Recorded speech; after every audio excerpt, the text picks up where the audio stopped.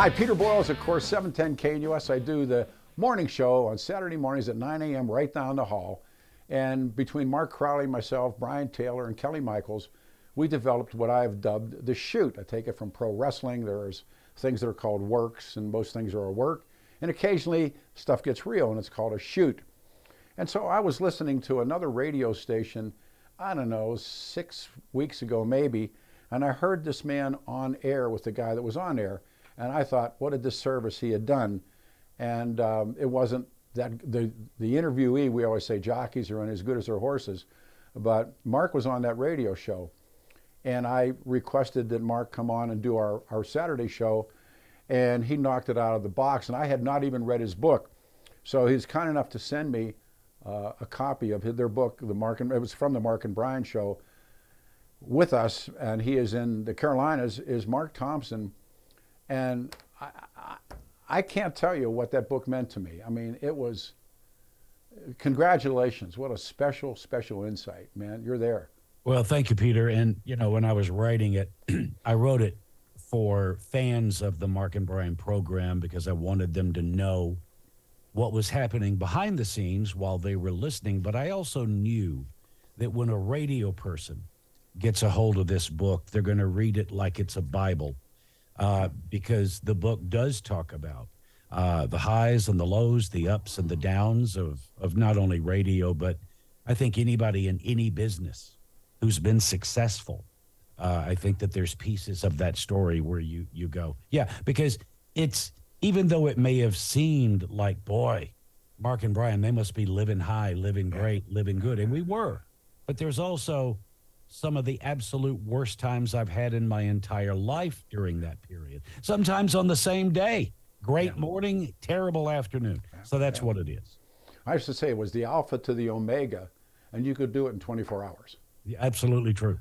I mean, and one of the things I wanted to say, and when I finished your book, and I said when we were talking before the show started, you sent me the book, and I got it at like 11 o'clock in the morning here. Took it home, and at 7 o'clock that night I finished it. I non-stopped it. And what's haunted me, and I knew we were going to be together, an old country music jock. So Mo Bandy, legendary Mo Bandy, did a song entitled Hank Williams, You Wrote My Life Story. And brother, you wrote my life story. You really did. I mean, on a far lesser platform, Denver, Colorado, certainly than LA.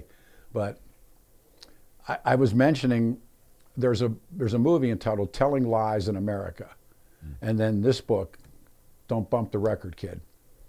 If I were to teach a class on radio, I'd say, watch this movie, read this book, and now what do you want to know? It's that good. And how many radio guys have you talked to that go, geez, Mark, what a home run? Well, you're actually the first radio guy that I know that has read it. I'm still, trying to escalate myself through the year. All the proceeds are going to the rescue and welfare of animals. So I'm still doing media and trying to sell as many. But I would thoroughly enjoy speaking with other radio people who would sit down and read it and have conversations like you and I have had. Because it is a very inside radio kind of a book. And it shows you the darker side and the lighter side of what it is that you and I have spent our life doing. We're both too young to have gone through what people call the scandals, payola, plugola. My mentor, the late Bob Lee, had gone through payola and plugola in Detroit.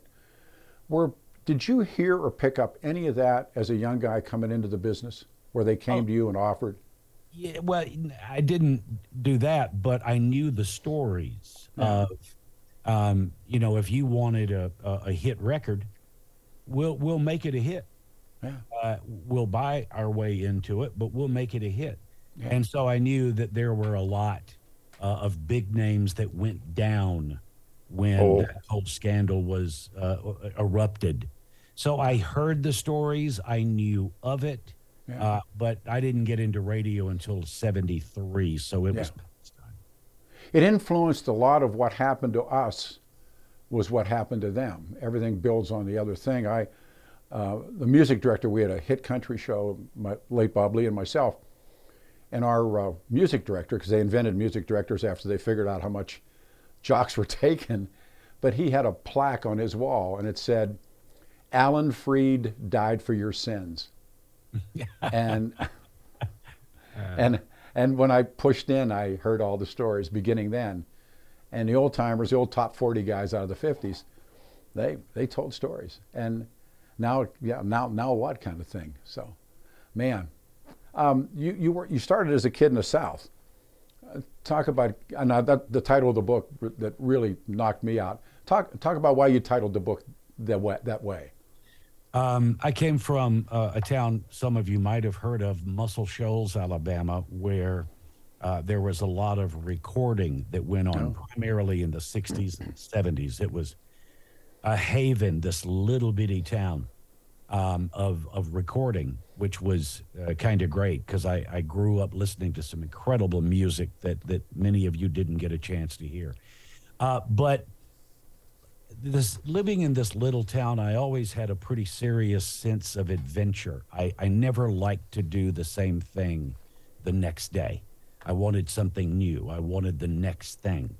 And I always wondered what was outside of my town. And the two things that gave me a taste of that were the movie theater and the radio station. Those were in my town, and I could see them. I knew that what I was watching on the screen didn't come from here. What I was listening to on the radio came from here, but I was listening to music made all over the world, and I was attracted to that. But what I really was attracted to were the jocks, the air personalities. There were two stations in my town, WOWL and WLAY. WLAY was boring. All their jocks sounded the same, sounded like my father, and they called themselves the good guys, and it bored me. Oh, yeah. The station I was attracted to was WOWL. They had, their jocks were hellions, just great personalities. They would come in on each other's show and joke around and tell stories, and it was great. And the afternoon guy, Christopher J. Ballou, was my hero. He was fantastic. And I would run home from school from fear that I would miss something. And I would ride my bike up to the radio station. I'm 10. I'd ride my bike up, and I would sit in the lobby and hope that I was going to meet him. And I never did meet him there, but I saw his picture on the wall. And they started to announce that Christopher was going to broadcast live from a shopping center near my house. So I rode my bike up, and there he was. And this is when they would take the entire console, the turntables, the mic, the whole thing. They would do the entire show from the location. There he was. And I didn't realize, but I started walking toward him. And as I approached him, he looked at me and he smiled and he goes, "Hey, don't bump the record, kid." Because it was right there. And little did I know that I had fallen in love with radio and what it was and what it could be. And on that day, little did I know that 6 years from that day, I would be working alongside Christopher J. Ballou at WOWL. I never told him that story. But one thing I did see is I watched Christopher work. And, you know, listening as a kid, I thought it was just magical. It was natural. It just came to it. Christopher worked all day working on the stuff that he was going to do on his show. And I realized then at an early age of 16, it's not magic. He works at it. He plans it. He writes it out. He spends hours preparing for the few hours he's on the air. And that was a huge lesson for me. If I'm going to make it, if I'm going to be good like Christopher is, I've got to work. I've got to figure out a system and put the work in before I go on the air. What was your first job? First job you got paid to do, then first job. First job, I couldn't get a job at 16. I couldn't get in radio because everybody told me, well, you got to have experience to get a job. And I go, how do I get experience if you don't hire me? And I stopped at a country daytimer right in Muscle Shoals, right across the bridge of the Tennessee River. And daytimer means they signed on in the morning, they signed off at night when the sun goes down. And the general manager, he liked my excitement and my energy. And he said, look, I don't have any on-air positions, but I tell you what I'll do. If you want it, When you get out of school, come over here. You could clean up, vacuum, empty the trash, clean out the ashtrays. And after we've signed off, you can go in and practice in the control room. And of course, I took it. And so every day I would go in and I would practice in the control room. And it dawned on me, well, wait a minute. If I rolled tape and recorded my practice, it's going to sound like I'm on the air. So that's what I did. There you go. And I took the tape back to the lady who told me we can't hire without experience, and I handed her the tape. I never said I wasn't on the air or was on the air. I just gave her the tape. And I got my first on-air job at WOWL, the station I grew up with. What was the shift? Oh, Friday and Saturday night, midnight to 6. Yeah, that was my first time in my life to ever stay awake all night. No, it's, you know, I tell a story. There was a legendary Denver guy named Gus Merkus who was instrumental in my life, was a really great jock and a wonderful news anchor. And I'm trying to get into business. I'm actually in the business doing that kind of a thing weekends, and I'm in grad school at the time. And so he takes me up to a little coffee shop on Colfax, the big drag street. And he said, you ever notice something that when you turn the radio on Christmas Eve or New Year's Eve, New Year's Day, he said, there's somebody there. And I went, well, yeah. And he said, well, this year it's you. You know, and how much do you want this job? Yeah. And I was hand in the air. I'll be there. Yeah. And so explain that one. I mean, that I say you heard a voice or you got a feeling, there was a zen to it. You obviously sensed that from reading you and listening to you, that the word compelled might not be the right word, but that sense of, I got to do this. I think it was the magic of it. Yeah. Because what I was listening to was right there. As I said, it was in my hometown, and there was a magic in there. Because the stories that these jocks told, they made it magical. And the music I loved and all of that. But it was the personality, the individuals that talked to me, and I listened to everything that they did and said. And as a kid, I was a terrible sleeper. And I knew, as I was laying there listening to the radio, I knew that if I got up and I needed to, I could call the radio station and that guy would answer the phone. Yeah. And that comforted me to the point that I could sleep. And quite literally, it was the first thing I ever, other than my mother, it was the first thing in my life I absolutely loved. I wanted to be, the word no, I got it, but I didn't accept it. I was going to be in radio, and that was that.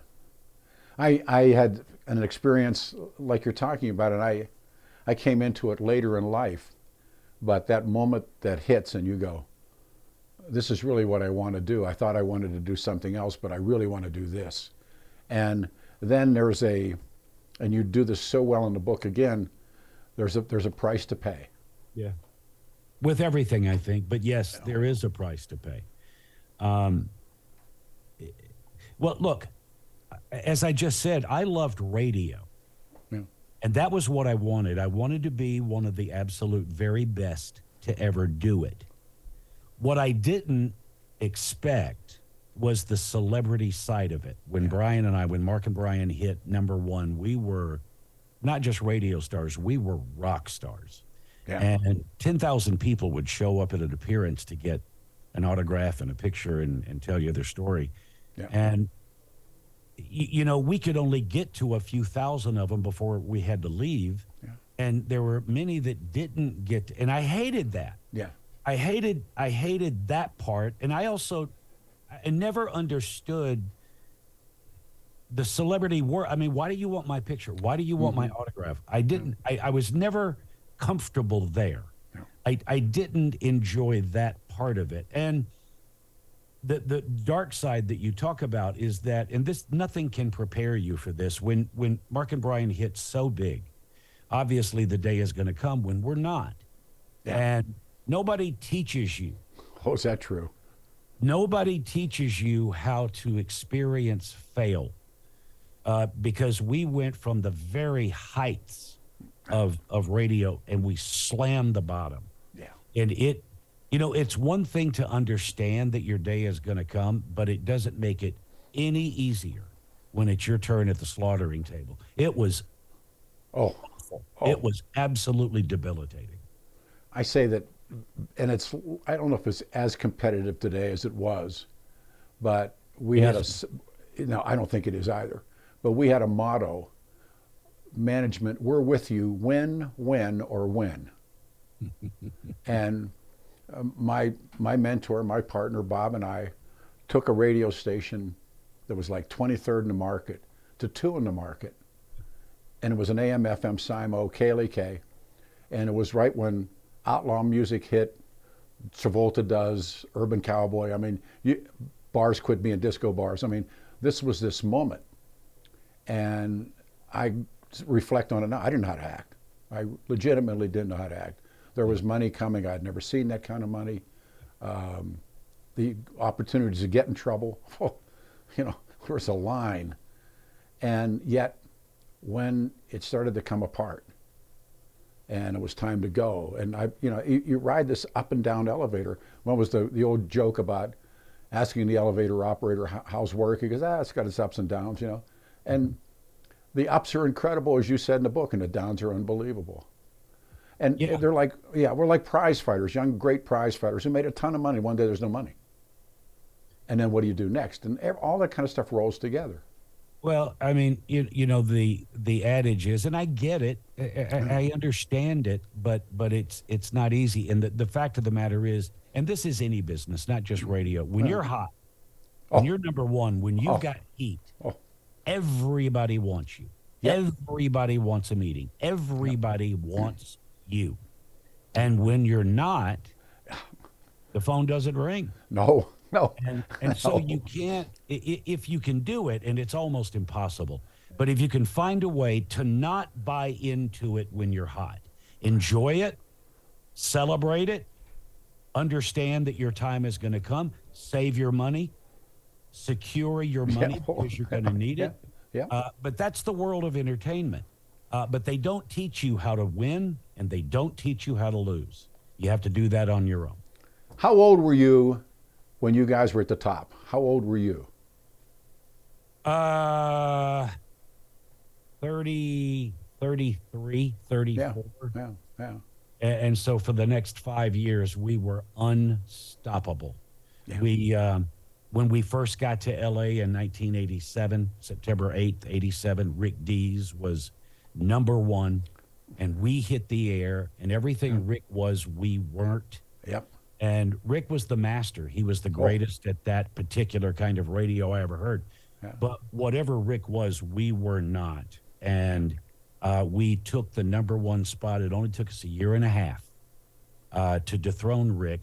And when you look at it, Rick had been on the air 8 years. People were ready for something different and new. We were that. Yeah. We were number one for 5 years. And then everybody went to the next new face, the next new thing.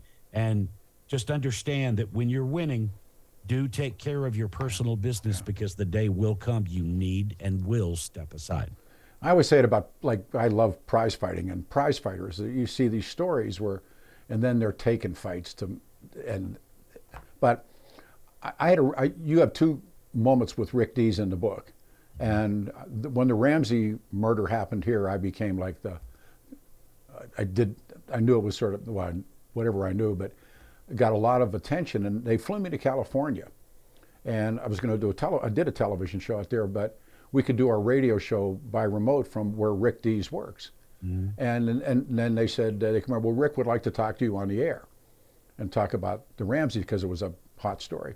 Mm-hmm. And I went in his studio, and the studio was his studio.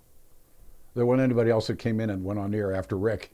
Right. And it was an interesting experience, because Dees was one of those guys. He was, everybody knew Rick Dees. King. My experience, like with you, was like, and then I liked the part in the book where later in life you re-meet, if you would, Rick Dees. Tell that story, Mark, about the second time you're with him.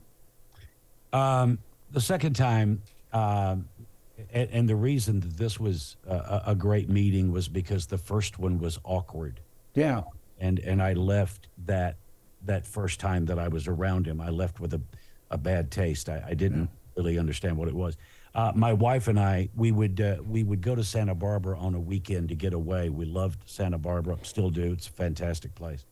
And that's where we would go. It was easy to drive. And traditionally on Friday, when we would drive over and check in the hotel, we would always eat at the hotel restaurant because we were tired and it was convenient. We eat, go to bed, get up, and have a nice weekend in Santa Barbara. And on that particular weekend, the hotel restaurant was being renovated, and they had put together a makeshift restaurant right across the street at their beach club. And we were told to go over there. So we went over, and as we walked in, we were the only people there. My wife and I were the only two.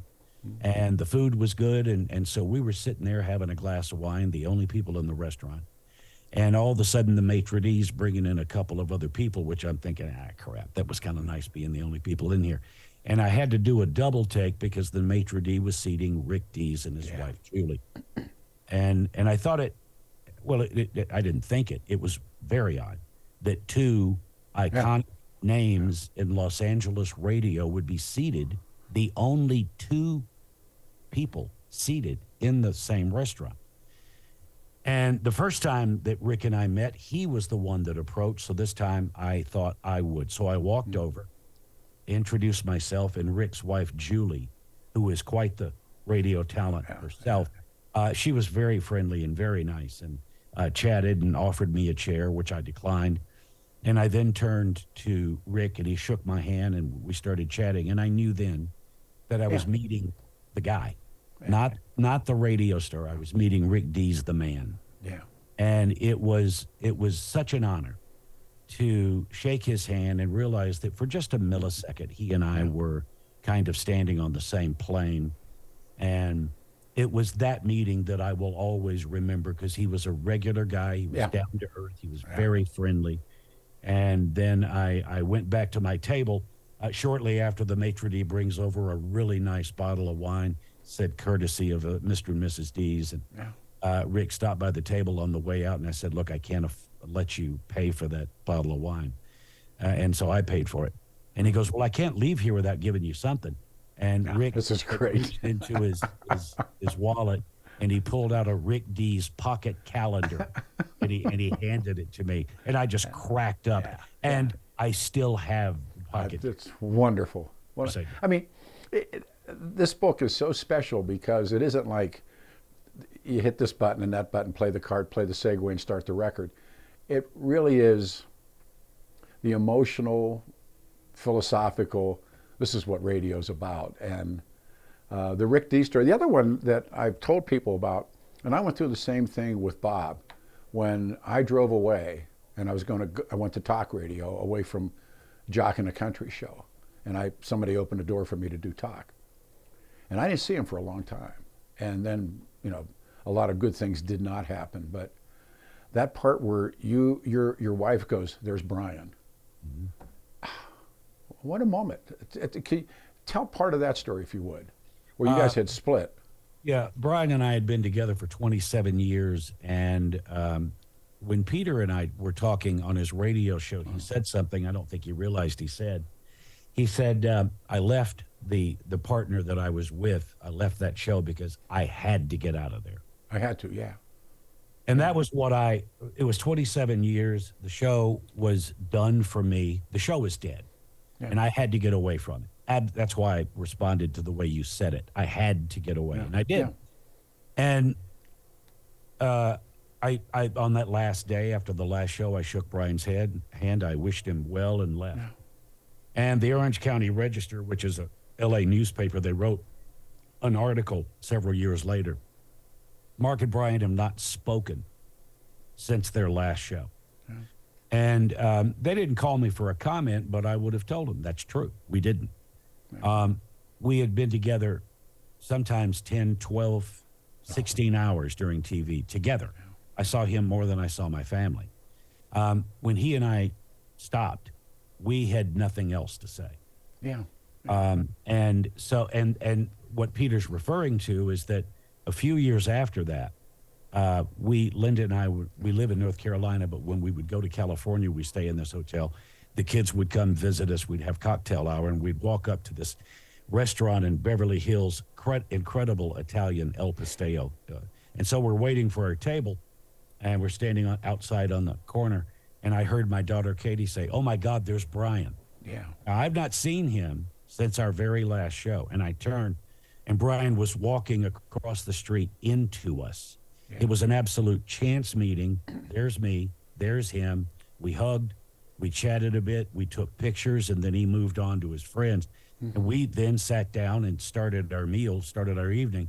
Brian then comes back and sat down, helped us drink another bottle of wine, ate some of my daughter's food, and we caught up as though, nothing had ever happened. Now, I don't want to allude to the idea that Brian and I skipped down the yellow brick road and held hands and loved each other. Peter can tell you, when two people work together, regardless of what the business, there's going to be issues. There's going to be difficulties. There's going to be problems. And there were between Brian and I. But it wasn't so horrible that we couldn't sit down and have a decent word and share a glass of wine and spend time with each other. And I would literally say, everybody thought that Brian and I were absolute best friends. We were never best friends. We were best workmates. Yes. Who did an incredible job, better than some, at what we did, but we were never best buddies. And so that was a chance meeting, and when my kids posted the pictures, they were everywhere. Oh yeah. And everybody was celebrating. Mark and Brian are going to get back together. They're cooking something up. I know they are. Yeah. And I had to make a statement. We're not. Yeah. We just ran into each other. Yeah. Yeah. No, in the end, I spoke at Bob Lee's funeral, and it was, I'm trying to write, I'm not in your league, but I'm trying to sketch things more than write them. Mm-hmm. And very few people in the church. This guy had been the rockin' rebel, Robert E. Lee, WJBK, and he had friends with Stevie Wonder, and he had blown up, and and then there were 25 people. Yeah. And he had, and I said, what a talent this guy at one time was. And you see that, and he changed my life. He put his arm around me and showed me. I always said that those old timers, you went to work, they said, with a mask and a gun, this is how we're going to do radio. Yeah. And they took you to school. Yeah. And we talked about this on the radio side. Who'd you learn from? Who'd you listen to? And because you're coming in kind of a blank slate in the business, and the old timer's going to teach you. Some of it's going to be bad, but they're going to teach you stuff. And you got an inner compass is working as well. Well, as I said earlier, I was attracted to the personalities. I was a little bit bored by disc jockeys. Yeah. The guy that just reads the card and plays the record. Bored by that. So I was attracted to the crazy personalities, the ones that, as I was in radio and coming up, I would get bootleg tapes of Jay Thomas when he was at WAPE in Jacksonville, the Greaseman. Yeah, well, yeah. Guys like that. I was attracted to that. But as far as learning from people that I worked with, and this is early on, I was 22, I got a job as the all-night guy and the music director at WRJZ in Knoxville, Tennessee.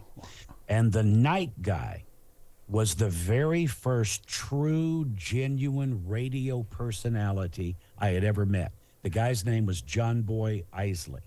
He went on to, he's here in Charlotte, John Boy and Billy. They're huge, or they were. And it was my first time to see a true personality work. Yeah. And because he was the same on the air as he was off. Yeah. He was a character. And I watched everything he did, and he and I were friends off the air. And so I started to learn quite a bit about that. So the ones that I was attracted to were the ones that were true, genuine personalities. And do you know that coming up, once I started to get my feet as a radio personality and build a career doing that, being a radio entertainer, I never realized this when I was doing it. But now think about this. Those of you that are not in radio, you just listen to it. You have to be a little bit insane to do what it is that we did, because think of it. When I would go, the first time I was ever number one, I was doing nights at 96 WERC in Birmingham. I was number one. And every night that I would go in, I would sit down and do my show. And what I was seeing was millions of people who had tuned in to my show because they knew they were going to get some fun. And that's what I did.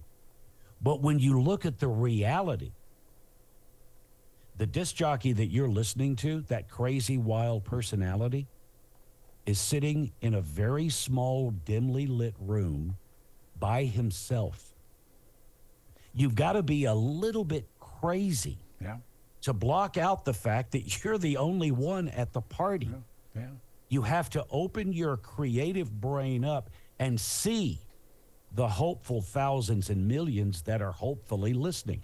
Because I never saw the room I was in. I'm telling you, I saw them. And I did my show for people that I couldn't see and would never meet. And again, this is what this book is really telling guys that I call the citizens that have never been in that room and never clamped the headsets on and watched the phone lines, and you create your own world. And I've seen it done, tried to do it, but I remember the first time I was a traffic reporter, and I'm in grad school and I'm trying to support so many different things, and the late Jack Merker, he said, you got kind of a funny voice, but you're smart, you're kind of funny, and I'm looking for a weekend guy. And the first time it was a daytimer, but it was a 50,000 watt daytimer, cat radio, KAAT, the big cat of the Rockies. And I walked into the control room and it looked like Star Wars. Had all the panels and slides and turntables and cart machines and microphones. And I can't explain it. But I'm reading you going, well, yeah, here's this guy gets it. He knows, that you do see that. And is that era now gone? Is that one of the things that you talk about? I talked about it in the preface. What I fell into love with was, as I said, the personalities. And when I was a kid growing up, most of my radio career, local radio stations were filled with live people sitting in the booth 24 hours a day, 7 days a week, playing records for you, reading you the weather, giving you the latest news, whatever it was. And now radio has become corporate. And corporate is about profit. And corporate has found a much cheaper way to provide your local radio station. And listening to it, you wouldn't know it or realize it. But there's not, and this is not in every case, there's still live radio. But for the most part, in the corporate world, you're listening to a pre-recorded voice that has been pre-programmed into a computer. And even though it sounds like you're listening to a real person playing you songs and being funny and reading the weather, there's nobody there. It is a computer. And that's sad, because everything that I spent building myself into, and you as a radio personality, our phone doesn't ring anymore, because personalities back in the day, great radio personalities, brought ratings, big ratings. And the salary for a great personality was big. Corporate does not pay big salaries. So the radio that I fell in love with does not exist anymore. I agree. And I hate to be the old guy going, no, I remember. No, you're being honest, because again, this group of people that were my mentors, two of them were radio actors in Detroit, and Detroit was the hub. And you could send. They did the Lone Ranger. They did the Challenge of the Yukon. They were actors who later became top 40 jocks. Wow. And some of them were World War II vets, and some are Korean War vets, but they had it, and they could explain it to you if, as I always said, when I got into the business, I learned to listen. I was pretty much a blockhead anyhow, MR today, but when they would tell you something, one of my favorite moments, we had a country hit show. And so the owner, not the owner, well, the owner of the radio station wanted everybody to wear Western clothing. So we went to I will not name the store, and we go in, the whole lineup, the afternoon guy, the all-night guy, everybody's there. And they're putting on boots and hats and belt buckles, and I'm sitting in a little stool, and I was half of the big hit show. And they said, "Hey, Peter, come here, man." I said, "I don't have any money." And they said, "We don't have any money either." You remember that moment? And we don't have any money either. And they were getting, and that's when I learned about trade mobiles, and you learn about restaurants. And now I think that's pretty much all gone now too, but Yeah. what a time. It was a great time, and as I say, it's not the case anymore. But I loved it. I was so lucky. I say it in the book. I miss it, and thank you, radio, for letting me be there when it was fantastic. But real quick, how did you meet Brian? How were you teamed with Brian? The program director that I had for many years, Mark St. John is his name. Mark and I were big buddies. Mark was my program director.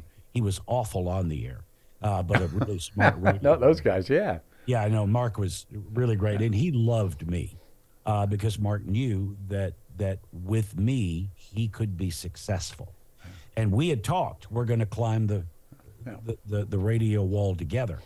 And I went in one day, we were working together in Montgomery, and Mark told me he was leaving.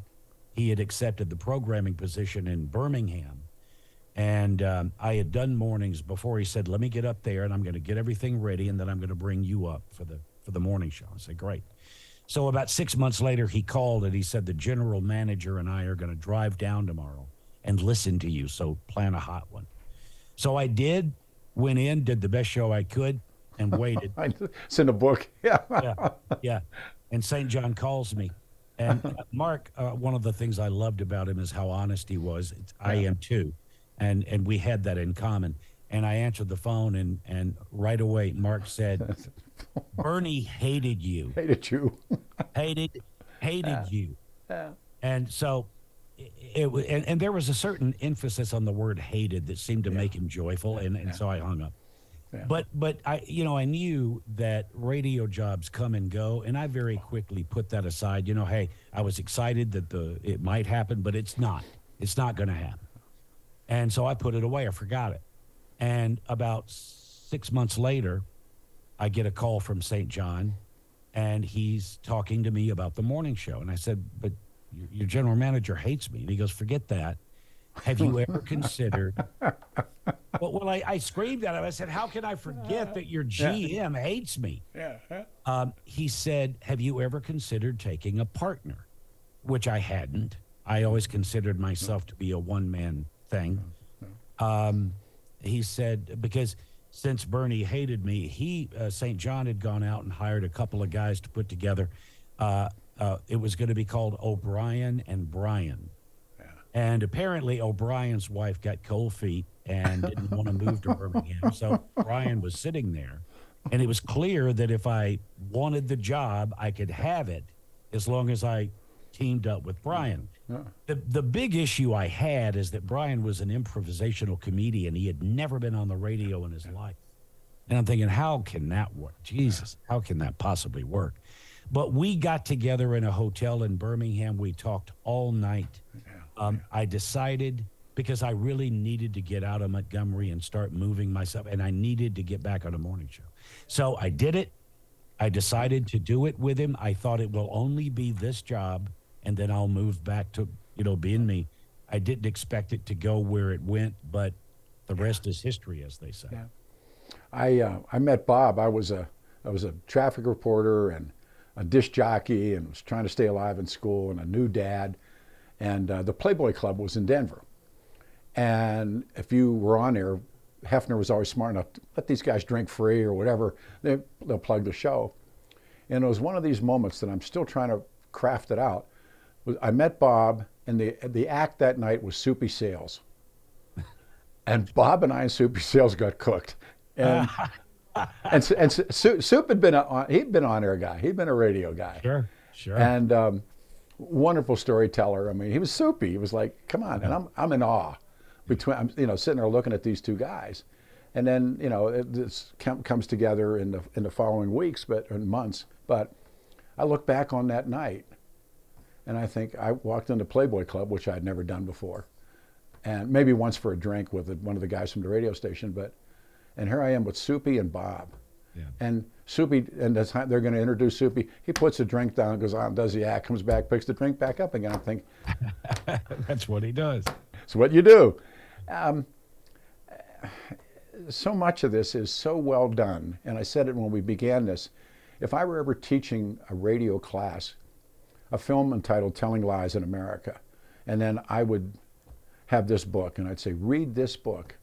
I'm going to do this with you a bunch of different times because this is just the beginning, but you have these great stories of meeting people and people that came on, and we had a running gag with each other about that. There were people I wish I'd never met. What was the great line? Never meet your idols. Sure. But you have great stories about that, and you guys are cooking, and guys come in, and when you're in a position, especially when you're in Los Angeles, they live there, and they listen. And in fact, I'll give you a story that's in the book, but I've always loved this. Brian and I decided one morning we were going to have a Neil Diamond tribute day. Neil Diamond tribute day. Keep in mind, this was, tongue in cheek. We were it was like Chuck Norris jokes. We were making fun. We were joking. And we had these outrageous things we were saying about Neil. That we did it for 4 hours. Yeah. And it was pretty hysterical. Yeah. And so we're inside the last 30 minutes of the show, and I look over at the screen. We had these call screens, and on it there's 30 lines, and on line 1 it said, "This guy says he's Neil Diamond." And I thought, well, this will be funny. We got a guy who does a great Neil Diamond. That'll be funny. And so we took the call. It only took about 10 seconds to realize that we were actually talking to Neil Diamond. Yeah. Somebody had called him and said, "You got to tune into Mark and Brian. They're doing a Neil Diamond tribute." He had been listening for 2 hours, and he was cracking up. Yeah. Where else can you do a joke about Neil Diamond and have Neil Diamond call and laughing hysterically because he loved it? That's what my life was. When I read that vignette in the book, and Bob and I are doing mornings, and Willie Nelson had bought a ranch up in a place called Evergreen, Colorado, and we were doing Willie Nelson's birthday party on the air. And so I was in the job, I'm answering the phones, and Bob's playing, we'd trade off. And this guy said, "It's Willie." And I tell the old man, I said, "We got Willie." And I said, "Oh, shit, that's not Willie, hang up, call back. So finally the old man gets on the phone. We said, "All right." He said, "You did an album entitled Willie Nelson at the Palladium. What's on the cover?" And the guy said, "Well, I'm getting in out of a Rolls Royce, and it was Willie." Yeah. We put him on the air, and I had that when I read that part of your book about Neil Diamond, I said, "Well, God, I remember when we went through Willie Nelson, and it was the most wonderful, congenial, great guy." And he just called up because we were doing a birthday show. And well, if you've enjoyed the conversation that Peter and I have been having from the inside, these radio stories, these radio chats, if I can talk you into buying this book, 100% of the proceeds are going to the rescue and welfare of dogs and cats in Southern California. All of the money. The book is available in printed form, ebook, and audiobook, which I narrate. We scored it with music, and we dropped in clips of the Mark and Brian program. We are self-published. My website for purchasing this book is myadventures with markandbrian.com. My Adventures with markandbrian.com. Pick the one you want, make your purchase, and save a puppy's life. We will someday meet. If the door's open, I'll find you, you find me. Thank you for 2 great shows and the long read. I mean, you're a remarkable man. You know Peter, what you're talking about. I've you had mentioned doing this when I did your radio show. I love it when I chat with radio people. There's nothing like it. If you ever need me, let me know. And thank you promise. for including me. I've had a great time. You take care of yourself, sir. We'll see you another again. Thank you very much. Well. Thank you. All right, everybody. We're down the hall Saturday morning, and we're going to repeat the book we did on CIA spies. We did it on this side about organized crime and the CIA in Cuba. Take care of yourselves. I'll see you at 9 o'clock Saturday morning. Thanks.